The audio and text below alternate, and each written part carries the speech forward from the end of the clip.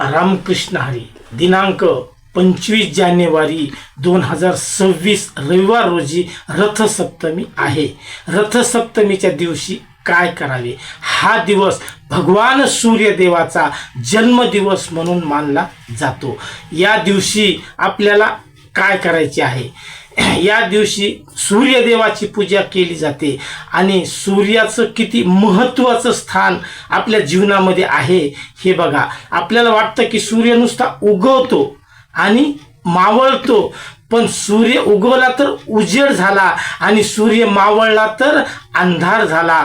सूर्यदेव आपल्याला उजेड देतो, सूर्यदेव नसते तर आपल्याला अंधारातच दिवस घालवावा लागला असता. सूर्य देवांचं आपल्या जीवनामध्ये खूप असं महत्त्वाचं स्थान आहे.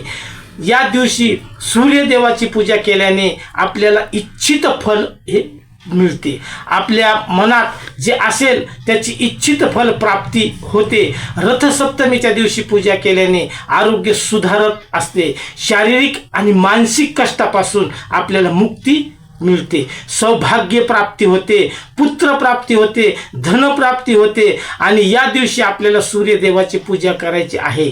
रथसप्तमी हा सूर्याचा जन्म दिवस आहे असं पद्मपुराणामध्ये सांगितलेलं आहे. रथसप्तमीच्या दिवशी सूर्याला आदरा द्यावी. या दिवशी पहिल्यांदा सूर्याचे किरण हे पृथ्वीवर पडलेले आहेत.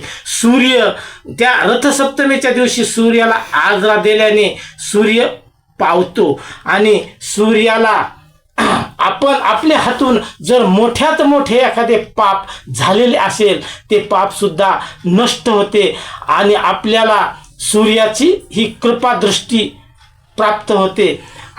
सूर्याला आदरा देताना त्या दिवशी तांब्या घ्यायचा आणि तांब्याच्या तांब्यामध्ये पाणी घ्यायचं आणि त्या पाण्यामध्ये हळद कुंकू अक्षता टाकायच्या, हातामध्ये घ्यायचं आणि ओम सूर्यदेवाय नमः, ओम सूर्यदेवाय नमः, ओम सूर्यदेवाय नमः अशा प्रकारचा जपमंत्र करून सूर्याला आदरा द्यायची. आणि सूर्याला आदरा दिल्याच्या नंतर आपल्याला जिथून जसं वाटेल तसं करता येतं. घरातल्या मोठ्यात मोठ्या किंवा लहानात लहान्या सगळ्या व्यक्तींनी सूर्याला त्या दिवशी आदरा दिली तरी चालेल. तुमच्या सोयीप्रमाणे तुम्ही गच्चीवरून सुद्धा आदरा देऊ शकता, तुम्ही तुमच्या गॅलरीमधून सुद्धा आदरा देऊ शकता आणि सूर्याचे किरण जर घरामध्ये येत असतील तर घराच्या बाहेर येऊन सुद्धा तुम्ही सूर्याला आदरा देऊ शकता.